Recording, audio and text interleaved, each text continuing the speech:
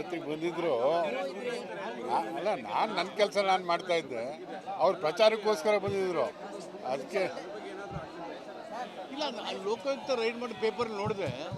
ಅದು ನೋಡೋದು ಕಾನೂನು ಏನಾಗ್ತದೆ ವಿಲ್ ಎನ್ಕ್ವೈರಿ.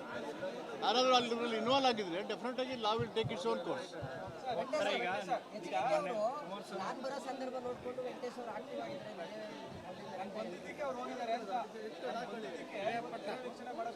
ಈಗ ನಾನು ಆ ಕ್ಷೇತ್ರದ ಶಾಸಕ, ಅಲ್ಲಿ ಏನಾದರೂ ತೊಂದರೆ ಆದರೆ ಹೋಗೋದು ನನ್ನ ಜವಾಬ್ದಾರಿ. ಅದು ಕುಮಾರಸ್ವಾಮಿ ಬರ್ತಾನೆ ಅಥವಾ ಬರೋದಿಲ್ಲ ಅದು ಕಟ್ಕೊಂಡು ನನಗೇನ್ರಿ, ನನ್ನ ಕೆಲಸ ನಾನು ಮಾಡಿದ್ದೀನಿ. ಕುಮಾರಸ್ವಾಮಿ ಅವ್ರು ಪ್ರಚಾರಕ್ಕೋಸ್ಕರ ಬಂದವರು ಅಷ್ಟೇ.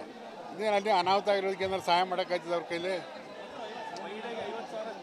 ಅದು ಸ್ವಂತ ಅದು ಪಬ್ಲಿಕ್ಗೆ ನಷ್ಟ ಆಗಿಲ್ಲ, ಸಾರ್ವಜನಿಕವಾಗಿ ನಷ್ಟ ಆಗಿದೆಯಲ್ಲ, ಅದಕ್ಕೇನಾದರೂ ಪರಿಹಾರ ಕೊಡೋಕ್ಕೆ ಸಾಧ್ಯನಾ ಅವ್ರ ಕೈಲಿ?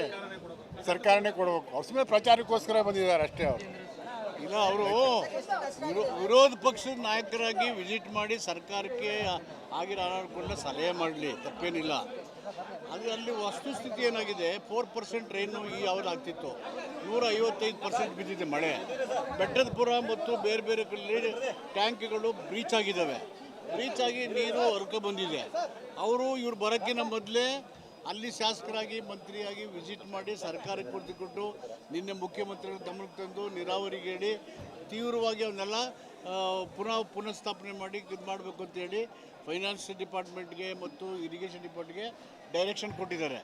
ಕೆಲಸ ಏನು ಮಾಡಬೇಕು ಮಾಡ್ತಾಯಿದ್ದಾರೆ. ರಾಜಕಾರಣಕ್ಕೆ ಮಾತಾಡೋದಾದರೆ ಉತ್ತರ ಇಲ್ಲ.